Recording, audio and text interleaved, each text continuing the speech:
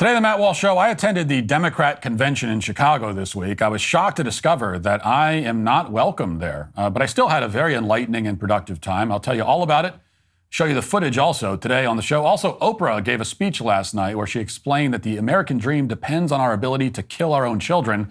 Plus, the media proclaims that Democrats have figured out how to win the white rural vote, and all it takes is a camo hat. We'll talk about all that and more today on the Matt Walsh Show.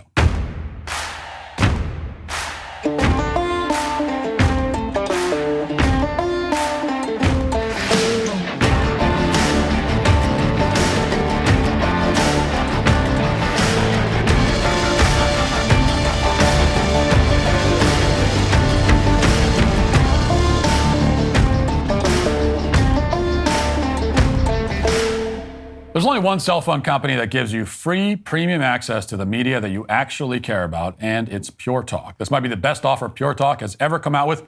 Listen to this. When you switch your cell phone service to Pure Talk on a qualifying plan, you'll get a free 1-year insider subscription to Daily Wire Plus. That's right. Take advantage of unlimited talk, unlimited text, 15 gigs of data, and the mobile hotspot on America's most dependable 5G network for just $35 a month. And you'll get a 1-year free subscription to Daily Wire Plus.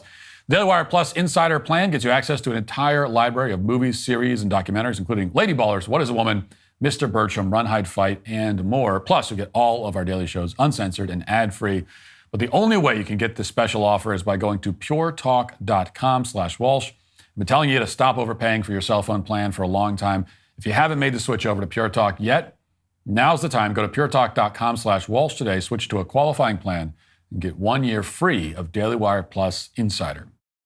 This week, I was deeply honored to attend the Democrat National Convention in Chicago. Now, before I tell you about my experiences, I want to dispel one rumor right away. There are some who assume that I only went to the DNC to shamelessly promote my new film, Am I Racist?, which premieres September 13th. Tickets are on sale now at amiracist.com. These people think that the entire thing was one big stunt, that I went to the DNC knowing that the left would get angry and start complaining about it on social media, thereby unwittingly helping me to advertise my film. That the whole point was to generate headlines like this in the Daily Mail. Matt Walsh enrages Democrats by crashing DNC in white dudes for Kamala Harris disguise. An article that includes a lengthy description of the film along with a link to the trailer. That's how some people see this, as some kind of low-rent gimmick to raise awareness about my film, Am I Racist? Tickets on sale now at amiracist.com. Admittedly, if that was my plan, then we'd have to say that it worked tremendously well. We sold a lot of tickets because of it, and every leftist who complained about my presence at the convention was falling directly into the trap. If there was a trap, but there wasn't, because that was not my plan. I want to be very clear at the outset that I would never dream of doing anything like that. I have too much respect for our glorious democracy to make a mockery of a political convention by using it to promote a movie. Even a movie like Am I Racist?, which premieres September 13th, tickets on sale at amiracist.com. This whole thing had nothing at all to do with my film, Am I Racist?, premiering September 13th, tickets on sale at amiracist.com. So now that we've put that to rest, I'd like instead to explain why I really did attend the DNC and what I learned there. Because the honest truth is that I went to the event as part of my ongoing journey of self-discovery. And that's a journey that begins in the movie, but certainly doesn't end there. I wanted to learn how to be a better anti-racist, a better citizen, a better human being. And what better place to do that than a convention with a baby-killing bus right out front? Now, I realize, of course, that elephant in the room here, no pun intended, that I am not a popular figure in Democratic circles. I would go so far as to say that many of these people have a negative view of me. But I also knew that Democrats value tolerance above all. They embrace diversity. They have a welcoming and loving attitude towards everyone. And I took great solace in that. And I knew that I would be greeted with the same spirit, a spirit of joy and welcoming, especially because I was attending the event in my man bun and my White Dudes for Harris shirt, which was my way of signaling that I'm a member of the tribe. I'm a safe person to have in their safe space. But this wasn't just about bettering myself, I should say. I also wanted to alert the attendees to one of the greatest dangers lurking in the world today, Project 2025. Now, everybody's heard of Project 2025 at this point, but nobody really knows what it is. And the people at the DNC especially don't know what it is, which is why I brought some literature to educate them on the subject. And we'll have more on that in a few minutes. But first, I'll show you the wonderful conversation that I had with somebody shortly after I arrived at the convention on our first day. And this was a lovely woman with pink hair and a COVID mask. We dialogued about many important issues, including racial justice. I thought it was a great conversation. Here's a quick snippet of that.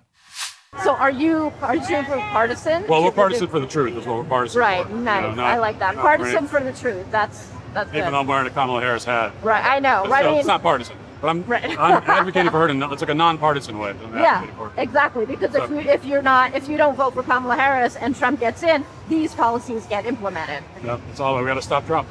Kamala's going to get in. We know it's good. It's going to happen.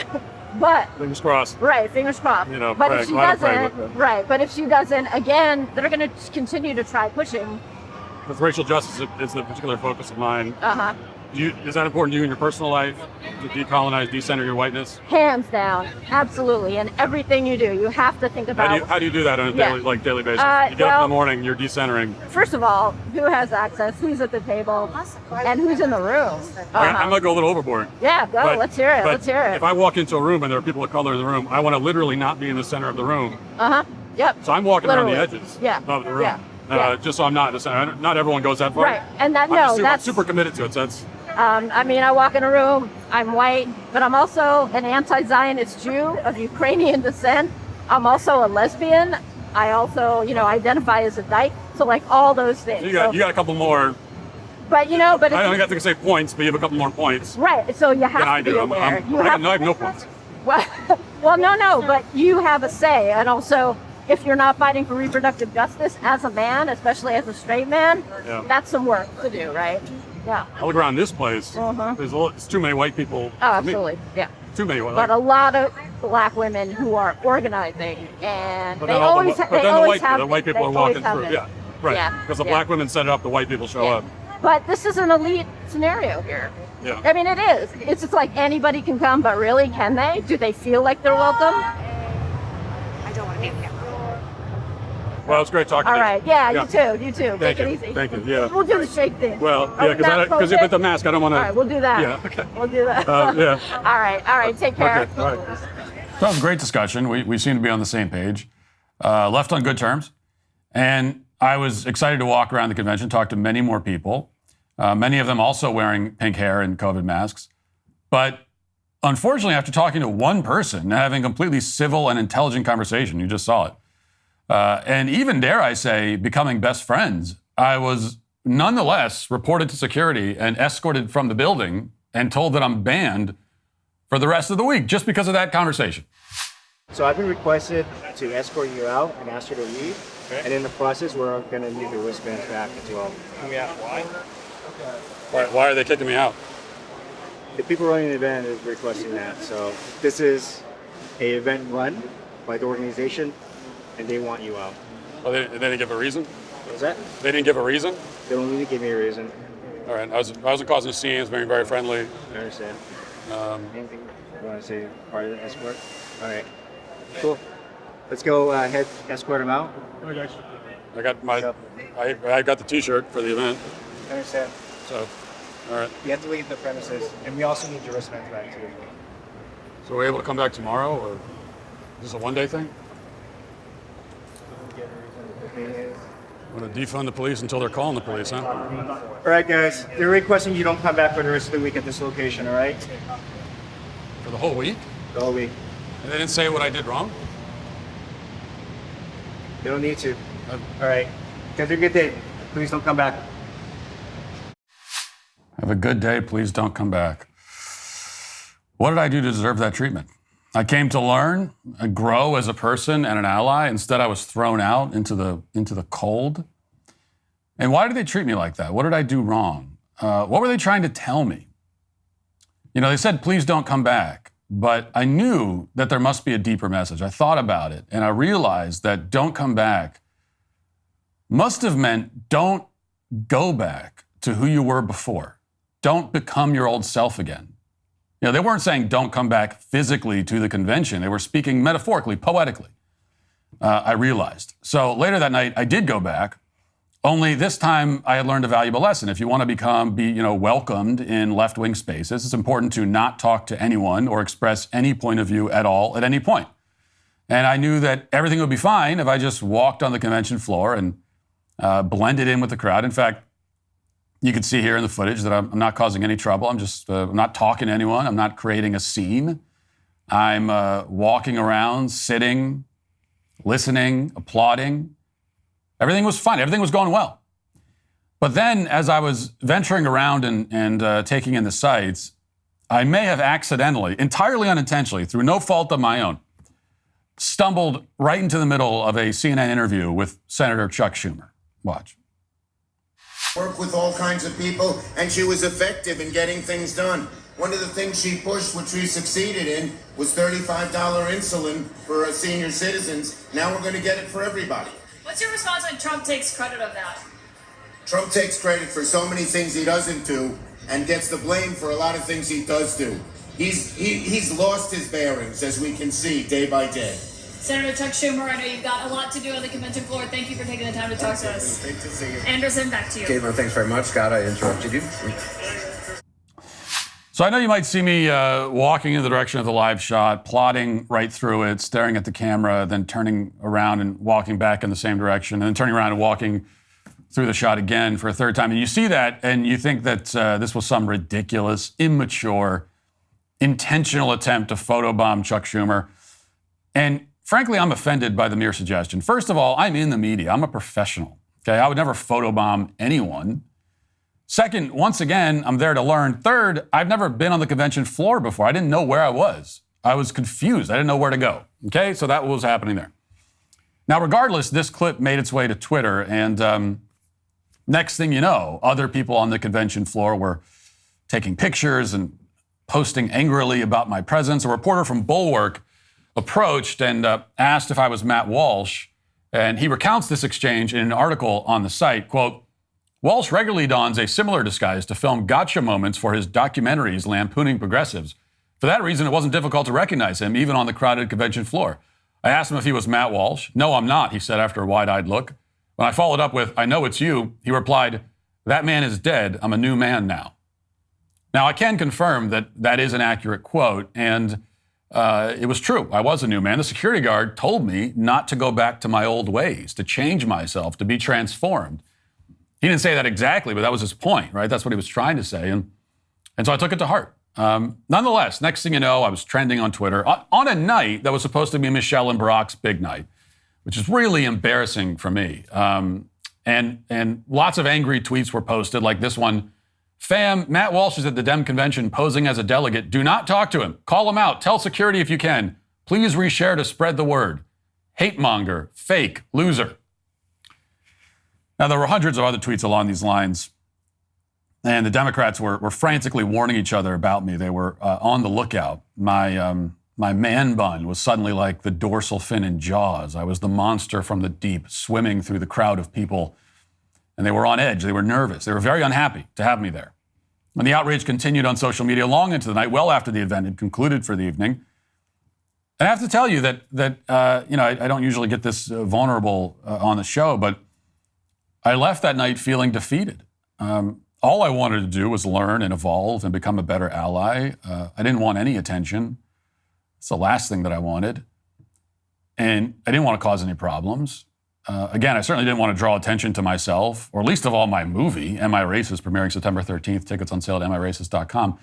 So I didn't sleep much that night. I was tossing and turning, struggling with feelings of rejection. Would I ever be accepted as an ally? Would these people ever welcome me into their fold? That's what I was asking myself. Well, the next morning, I knew what I had to do. I'd already been kicked out and banned from the premises once. I'd been caught accidentally on national TV. I was trending. People were angry. They didn't want me there. That was clear. And I was going to respect that. I was not going to go back to the convention. So instead, my whole team went back. And they dressed in Kamala Harris gear, got new wristbands because the old ones had been confiscated by security, and spent the afternoon handing out hundreds of flyers to the people at the convention. I knew that I couldn't be there in person, but I still needed to get the message out. That's how committed I was.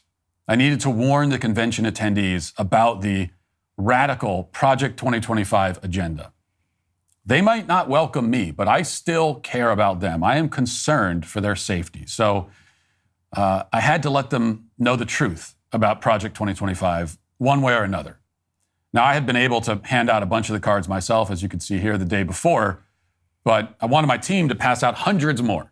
I said, go and get these hundreds of them, get them circulating all throughout the entire convention.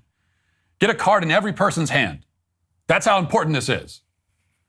And the cards all had a simple message, which was visit project2025.com to learn the truth about Trump's radical plans for America. In fact, one of my producers, Ben, who also appears in the movie, Am I Racist?, premiering September 13th, had a chance to give a card to Don Lemon and was even interviewed about the website by Don. Watch. 2025.com and learn a little bit more about Trump's absolutely radical agenda. This is what we're asking people about. You can't comment. No, but if you go to that website, you'll find out a lot more. Thank you so much. Thank you. Now, I want you all to go to project2025.com yourself to read all of this important information. But for your edification, I'll tell you what's on the site. And you can see it here. It's beautifully designed. This is cutting-edge graphic design, the most beautiful website that you'd ever find in 1997. And right in the middle of the page is a trailer for my new film, Am I Racist?, premiering September 13th. From there, you can click a link to find out about our next meeting, which takes you to a page to buy tickets for the film. If you click where it says make a DEI-ference, it will also take you to a page to buy tickets. Most of the links actually just take you to a page to buy tickets. Although, if you click the audio link on the site, it takes you here.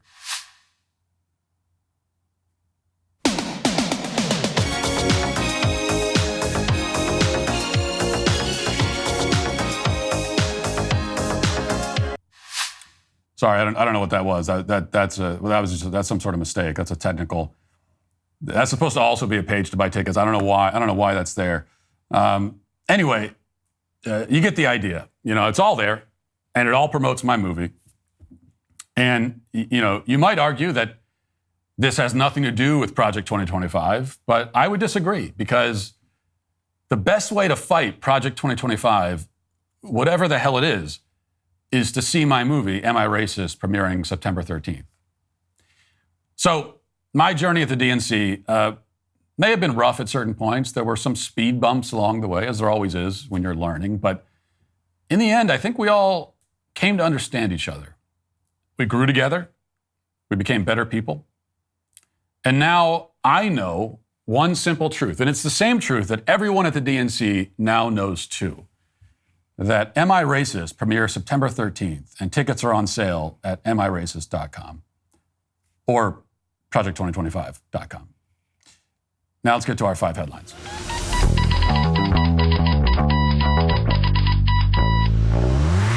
You didn't vote for this recession, but you sure as heck pay for it at the pump, at the grocery store, and with that growing stack of unpaid bills. If you're one of millions of Americans being crushed with financial stress right now, well, the solution is donewithdebt.com. Unlike some of the other guys, Done With Debt has created new aggressive strategies designed to get you out of debt permanently without bankruptcy or loans. Done With Debt stands between you and the bill collectors. They negotiate with your creditors to write off balances, cut interest, and stop penalties. They have a plan to put more money in your pocket on month 1 and every month until your debt is gone. Best news is that Done With Debt is accepting new clients right now, but you need to hurry because some of their debt strategies are time sensitive and you don't want to miss out. Let Done With Debt hit the debt reset button for you and make your money yours again. But again, this is time sensitive, so you need to visit donewithdebt.com or call 1-888-322-1054 right now. Chat with one of their debt relief strategists for free. Go to donewithdebt.com. That's donewithdebt.com. All right, so switching abruptly tones here. A lot of speakers at the DNC have babbled nonsensically, lied with impunity, made stuff up, and we could spend all day dissecting all of it, and that would be a waste of time. But I did want to make special mention of this moment from PA Governor Josh Shapiro during his speech last night. Watch. Will we be a nation defined by chaos and extremism? Or will we choose a path of decency, honor, and continued progress?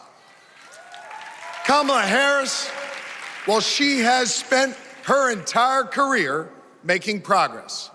Donald Trump, a man with no guardrails, wants to take away our rights and our freedoms. And listen, while he cloaks himself in the blanket of freedom, what he's offering isn't freedom at all. Because hear me on this, it's not freedom to tell our children what books they're allowed to read. No, it's not. And it's not freedom to tell women what they can do with their bodies. And hear me on this, it sure as hell isn't freedom to say you can go vote, but he gets to pick the winner. That's not freedom. But you know what?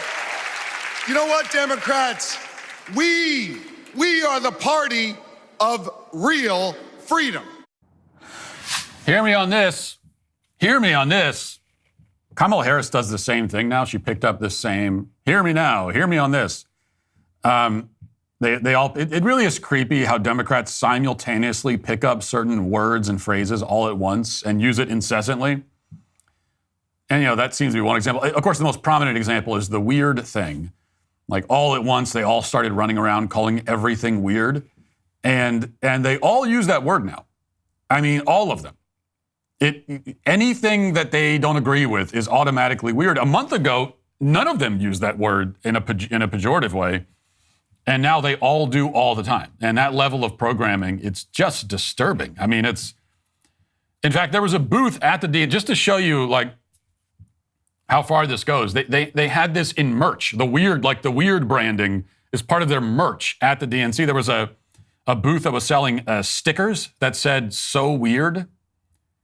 And it didn't even make any sense. Like, it's a sticker. Are you using that sticker to accuse other people of being weird? I assume you're getting the sticker and putting it on somewhere on your clothing or on your apparel somewhere. So you calling yourself weird, or has weird gone back to being a good thing again? I don't know. But and the programming switch can happen at any time. That's not really the point. The point from that clip is Josh Shapiro's examples of freedom. Speaking of weird. And he says it's not freedom to tell our children what books they're allowed to read. Now, as you know, this is, in reality, Josh Shapiro defending gay pornography in schools, because what he's directly referring to is the attempt by Republicans to get gay porn out of schools. And that means that this creep wants gay pornography in schools. That's what he's saying. And also, everyone in the crowd knows that also. So they are explicitly, very directly, intentionally applauding gay pornography in schools. That's an applaud line now at the DNC. And when he says we don't have freedom unless children have access to, really, we don't have freedom if children don't have access to sexually explicit material, especially homosexual material, in school. That's what this degenerate is saying. But let's even, if we can, put that to the side. I mean, it's hard to do, because if you are someone who believes that gay porn should be in the schools, you should be on a watch list somewhere. Like, you should be on the sex offender registry. You should not be a governor of a state. I wouldn't let my kids around you. It's not safe to have children around you if that is your opinion. But let's try to put that to the side and ignore the fact that he's defending gay porn in schools. And let's just take the statement at face value. It's not freedom to tell our children what books they're allowed to read. What? I mean, do you not tell your children what books they can read? Would you allow your children to read any book they want? Okay, if your 8-year-old picks up 50 Shades of Grey, are you going to let them read it? If you would let them read it, then you're guilty of parental neglect at a minimum. If you aren't letting them, then what? You hate freedom? Children don't have absolute freedom or anything close to it. I mean, adults don't have absolute freedom either, but children have even less. We tell our children what to do, where to go, what not to do, where not to go, what to say, what not to say. This is called parenting. Hey, Josh, do you let your kids cuss in your house? Would you let them go around cussing? So you hate freedom? It's not freedom to tell a child what he's not allowed to say. Is that your position? You moron? I don't even know if Josh Shapiro has kids. I hope he doesn't. Given his position on giving gay pornography to kids, I hope he doesn't have kids. I'm worried for his kids in that case. But if he does, do they have total freedom in your home? They can just do whatever they want? Or do you have rules? Like strict rules about here's what you can say, here's what you can't say. Here's behavior that's allowed. Here's what's not allowed. If you break those rules, here are the punishments.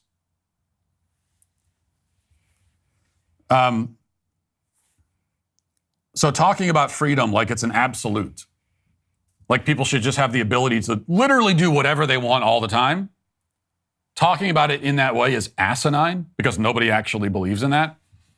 Talking about it with kids is even more asinine. And I'm saying all this because I'm sort of like assuming maybe naively that it's self-evidently absurd to everyone that you don't give your kids total freedom to do whatever they want. But then I also realize that for a lot of these leftists, they are horrible parents and they probably essentially do allow their kids to do everything they want, which is why their kids grow up to be horrible people. All right. Oprah also spoke last night, and during the speech, she revealed something very painful and powerful, which is that she, too, is a victim. From the redwood forest, love those redwoods, to the Gulf Stream waters, I've seen racism and sexism and income inequality and division. I've not only seen it, at times, I've been on the receiving end of it. Now, Oprah is worth $3 billion, just so you know. She's one of the richest people in the country. And her story is actually inspirational. She was born to, I think, an unmarried mother who was a maid. And her father was a coal miner or something like that. And she was raised in poverty. She went on to become one of the richest people in the country as a black woman. And that kind of thing is just not possible anywhere else in the world. It is definitive proof of a lot of things, and mainly that there isn't any kind of conspiracy keeping racial minorities down. Because if there was, if we lived in not only an anti-black racist culture, but even a misogynistic, sexist, patriarchal culture or whatever, patriarchal in the pejorative way that they mean it. If that was the case, then being black, a woman, and poor would mean definitely that you could never be anything but poor. Like, it would be impossible to make it all the way to the heights that Oprah has made it. And it's not even like she just, she made some good investments or something and became a billionaire. I mean, she has made a lot of investments, but what got her to that, on her way to becoming one of the richest people in the country, is as a media personality. Because she was so appealing and resonated so much with so many people in the country, in this supposedly racist country of ours. But rather than celebrate that fact and be grateful for it, Oprah goes on about how America is racist and sexist, of course. But that was not the worst part of her speech by a mile. The worst part was this. Listen. Now, over the last couple of nights, we have all seen brave people walk onto this stage and share their most private pain. Amanda and Josh, Caitlin, Hadley, they told us their stories of rape and incest and near-death experiences from having the state deny them the abortion that their doctor explained was medically necessary.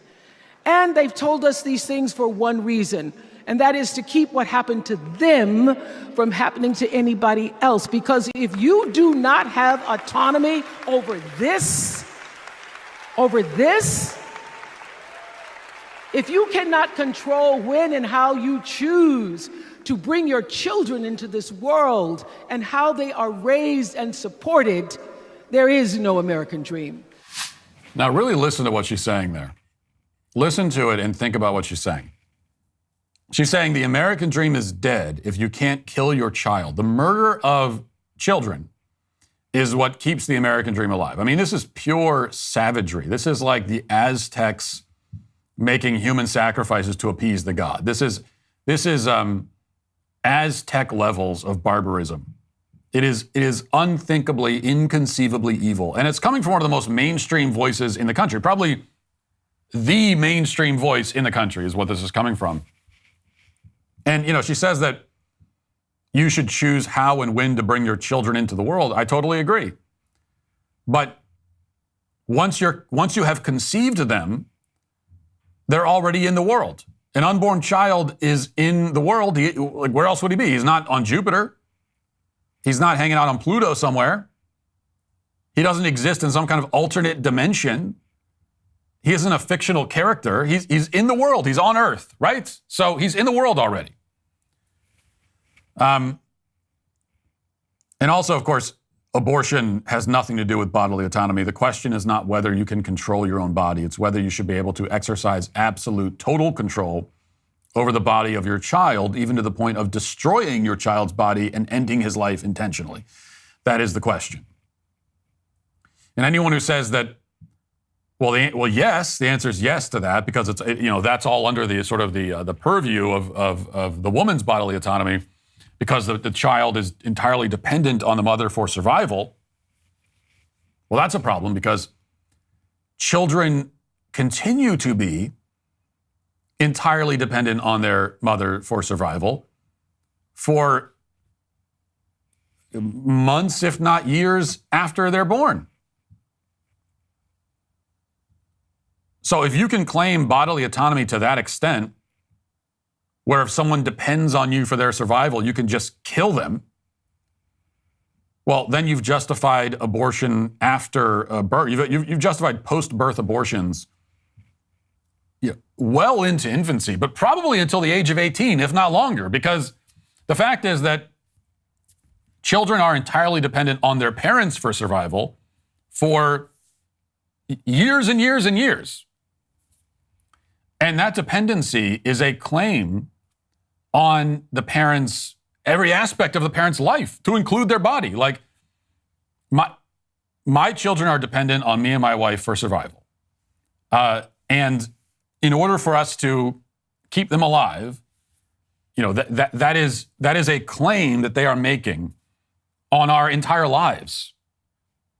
And we live our lives through our bodies. So also our bodies, like, I have to earn money to feed my kids and pay for the house and all that kind of stuff.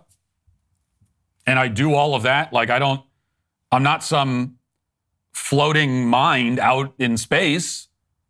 I have to go everywhere with my body, like everything I do, right? Just like anybody else. Which means that as a parent, like, the concept of total bodily autonomy is just, it's meaningless. It doesn't mean anything. What we understand for children, at least once they're born, is that as a parent, you have a responsibility to the child. And you must fulfill that responsibility, no matter how you feel about it. And if you don't fulfill it, then you'll go to jail. If you just decide, like, I'm not going to feed my kids anymore because it's a strain on me and I don't want to do it, and you just don't feed them, you'll go to prison for that. If you were to decide it's a strain on me to feed my kids, and so I'm going to kill them so I don't have to do it anymore, you're definitely going to prison. And why is that? I mean, even leaving direct murder aside, let's just say that you said, I'm my own person. I have my body. I have my life. No one has a right to it. I shouldn't be told what to do. And so I'm not going to feed my kids anymore.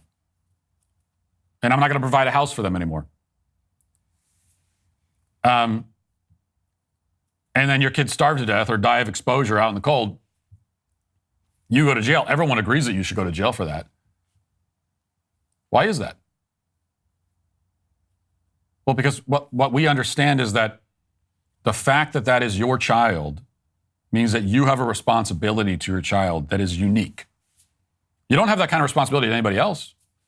If a child down the street tragically dies of starvation or of exposure or of abuse, you don't go to jail for that. Now, if you knew that was happening, you should try to do something about it, but you're not going to go to jail for that. Right? Sadly, children are malnourished all over the world all the time, and you're not criminally liable for any of that. But you are for your own child.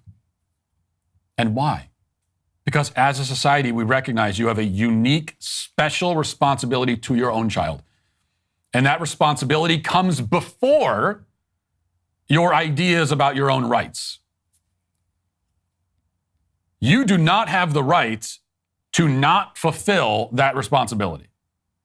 We all say that about parents. And yet we want to carve out this special exception, except, but unless they're not born yet, in which case, go ahead and kill them. Makes no sense. It's totally incoherent. It's completely indefensible. Logically, it just is not defensible. Now, there was one highlight from Oprah's speech, and if you're listening to the audio podcast, you're going to miss this entirely. But for those watching on video, it's a special moment. Here it is. To a childless cat lady.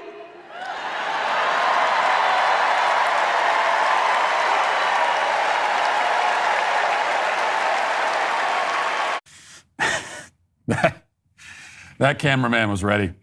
He spotted the most childless cat lady in the audience. And as soon as Oprah mentioned it, he was right on her. J.D. Vance is attacking childless cat ladies. Cut to one particular woman in the stands. J.D. Vance out here attacking miserable, lonely, bitter, childless cat lady spinsters. Then that woman shows up. And then her looking around after it cuts to her. Like me? Who? Is it talking about me? It's comedic perfection. It really is. The comedic timing of all of that is tremendous. So I really appreciated that. Let's take a look at this. Daily Wire has some good news. Former President Donald Trump's campaign indicated on Tuesday that he would make performing transgender surgeries on minors without parental consent a felony. The promise appeared in Trump's prepared remarks for his Tuesday rally at the Livingston County Sheriff's Department in Howell, Michigan. Excerpts of his prepared remarks were released by his campaign ahead of the event. Trump's remarks said, "And to protect our children from sexual mutilation, we will make it a felony for any medical professional to perform surgery on a minor without parental consent." Members of the Trump campaign shared the news about the former president's vow on social media. Big news, posted Caroline Leavitt, the campaign's national press secretary. Trump's remarks also said that he would be asking for the death penalty for child rapists and child traffickers. Now, this is good. Certainly, death penalty for child rapists and child traffickers, of course. It's crazy that isn't already a mandatory sentence for anybody convicted of that crime. And it's good to pass a law making it a felony to perform these sexual mutilation surgeries on minors without parental consent. But I do have to say, and I know I'll be accused of being, nitpicky here, but child mutilation should be illegal without or with parental consent. Actually, the parental consent is irrelevant to the point entirely. It's actually got nothing to do with parental consent. Sterilizing, butchering, castrating a child, whether you're doing it surgically or medically, it is horrifically evil, is never okay, is always going to be one of the worst forms of abuse that you could possibly inflict on a child. And that's the case whether the parents want to do it or not. Like, it doesn't matter if the parent consents to it.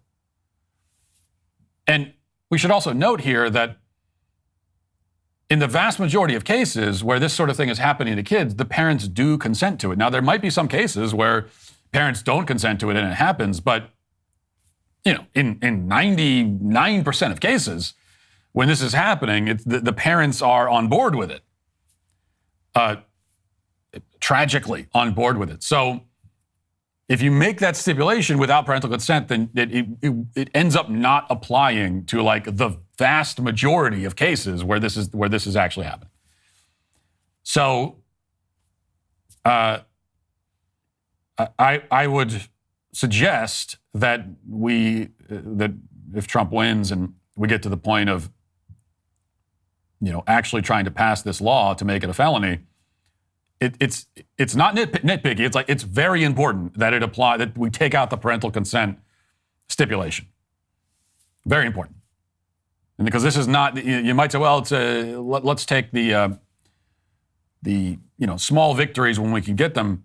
But as I said, it's like this. If you add that stipulation in there, that little caveat, what you've done is you have actually legally protected the vast majority of cases where children are being treated this way. So, and it kind of like it sort of misses the point that, again, parental consent is irrelevant. It doesn't matter whether parents consent to it. Who cares what the parent says? It's just like anything else, like any other form of abuse. We don't ask whether the parents were okay with it. In many cases of abuse, the parents are directly inflicting it. So they obviously consented to it, but that doesn't mean anything to us. In fact, if anything, it just makes it worse.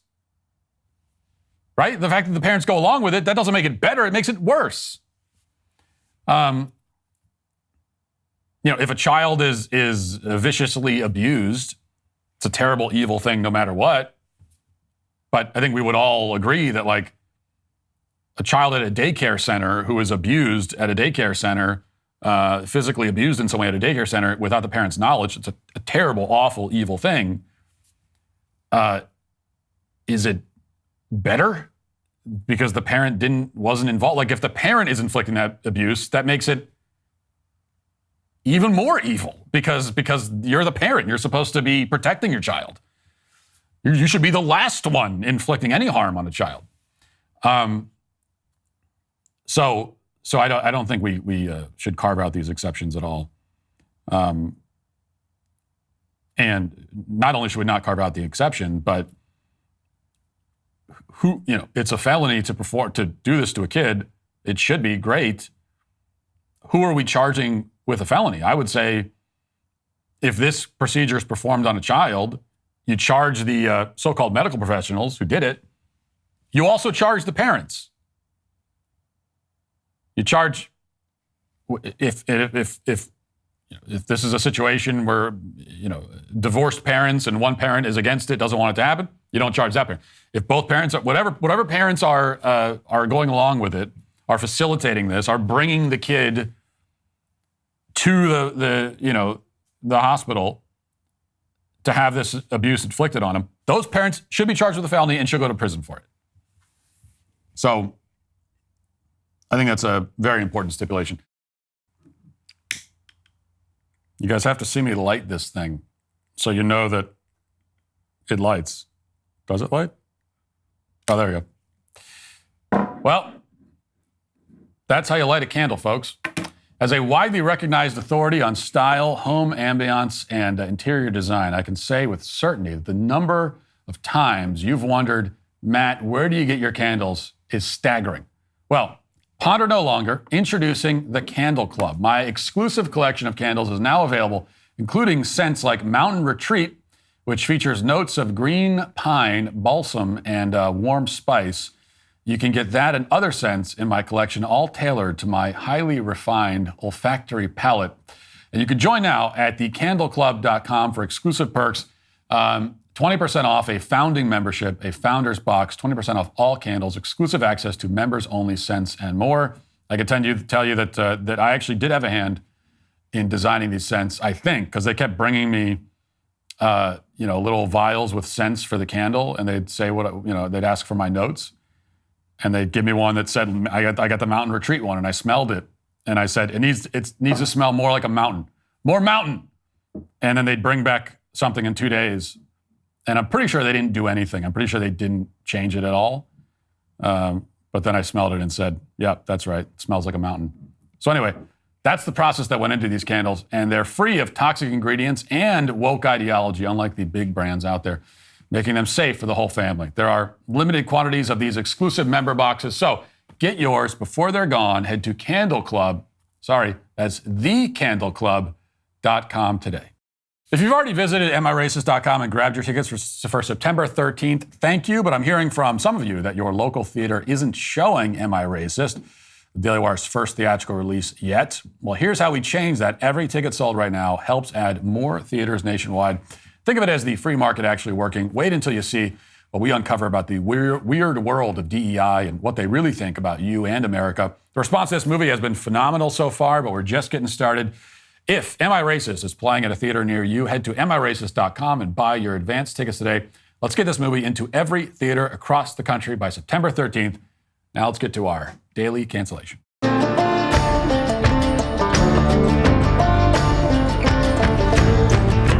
After the third night of the DNC, it's now clear that Democrats aren't interested in talking about policy, probably because they know that price controls and higher taxes aren't particularly popular.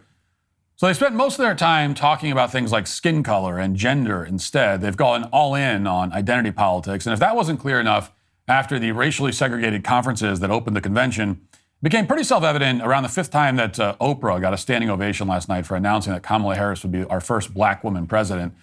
The message was as superficial as possible, and Democrats repeated it often.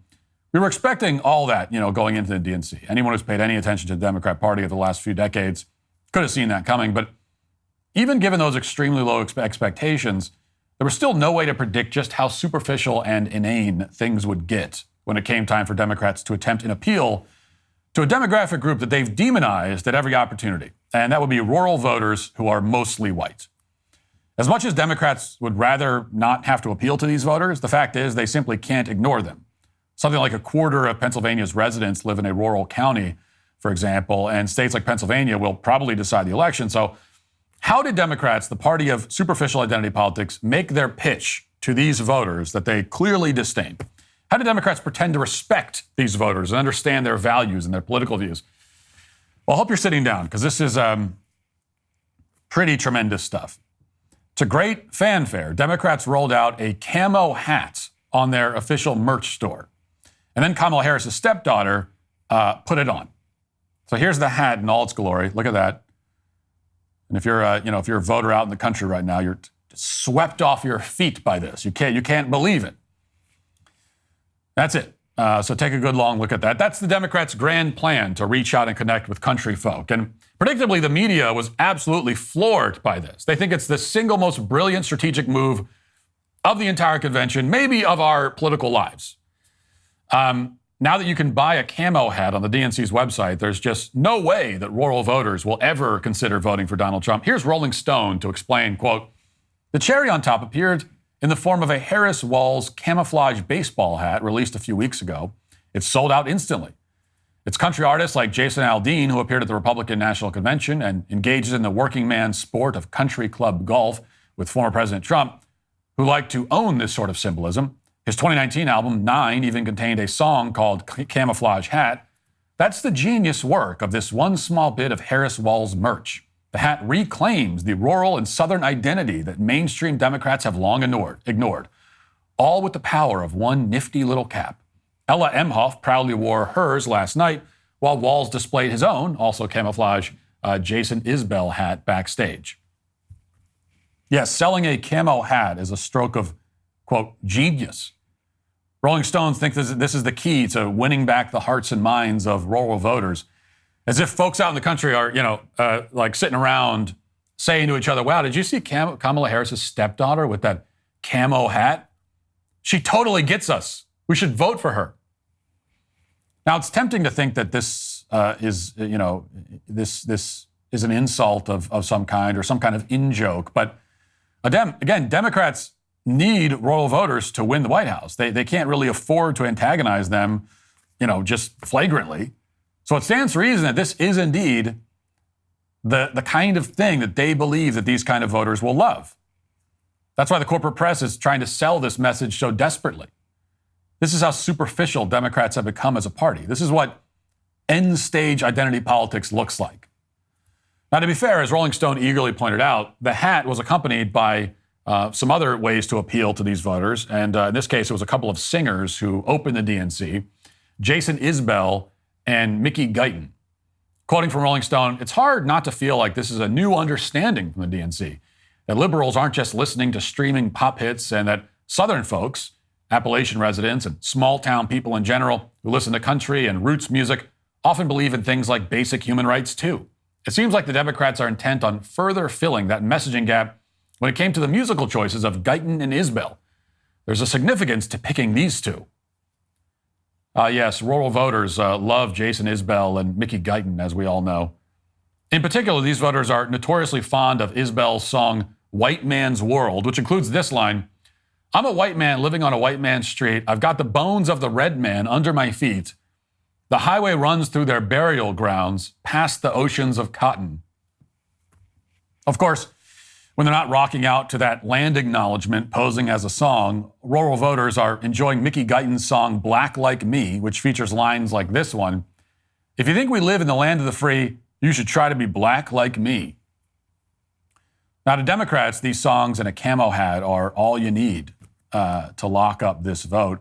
Rural voters love to be lectured about how racist they are while they're wearing their camo hat. This is unironically what the Kamala Harris campaign believes. As Rolling Stone put it, quote, somehow it's the Democrats who are the ones pushing beyond stereotype and finally getting it.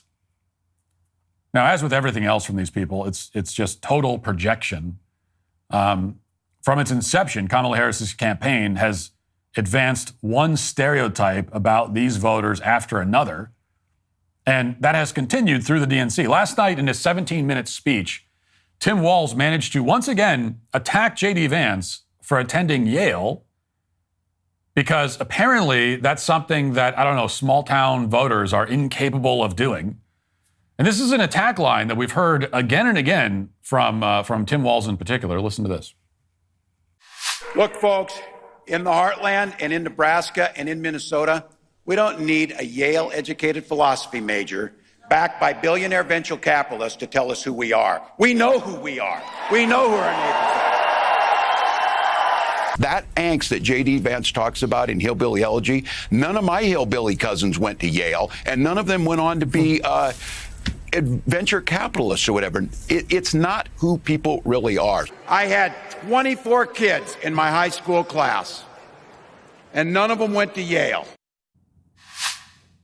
Okay, so going to Ivy League is bad now. Just make sure to fill that in. That's the latest update. That's the latest update to the Democrat programming, is that suddenly going to Ivy League is bad.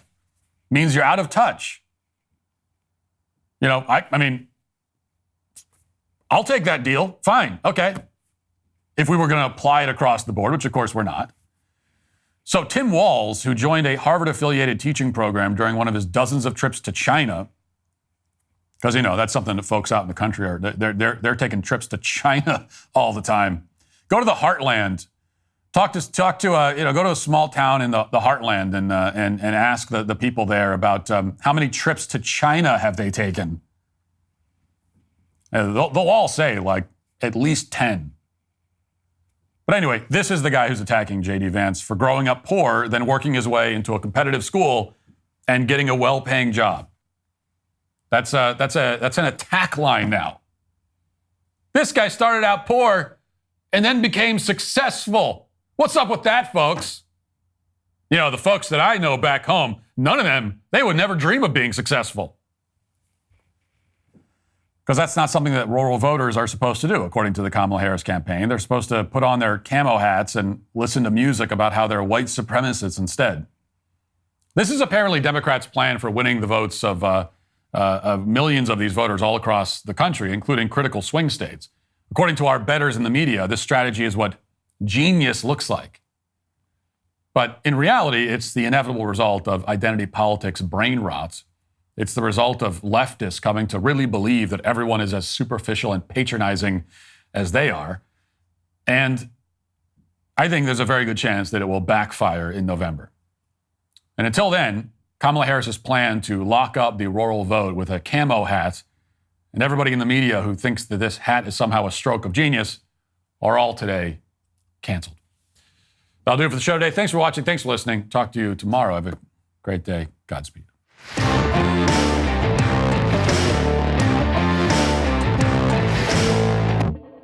Republicans are Nazis. You cannot separate yourselves from the bad white people. Growing up, I never thought much about race. It never really seemed to matter that much, at least not to me. Am I racist? I would really appreciate it if you left. I'm trying to learn. I'm on this journey. If I'm going to sort this out, I need to go deeper undercover. They gonna say I'm racist. Joining us now is Matt, certified DEI expert. Here's my certification. And what you're doing is you're stretching out of your whiteness. This is more for you and less for you. Is America inherently racist? The word inherent is challenging there. I want to rename the George Washington Monument to the George Floyd Monument. America is racist to its bones. So inherently. Yeah, this country is a piece of White folks, white trash, white supremacy, white woman, white boy. Is there a black person around here? This black person right here, does he not exist? Say I'm racist. Hi, Robin. Hi, what's your name? I'm Matt. I just had to ask who you are because you have to be careful. Never be too careful. They gonna say you racist. Buy your tickets now. In theaters September 13th. Rated PG-13.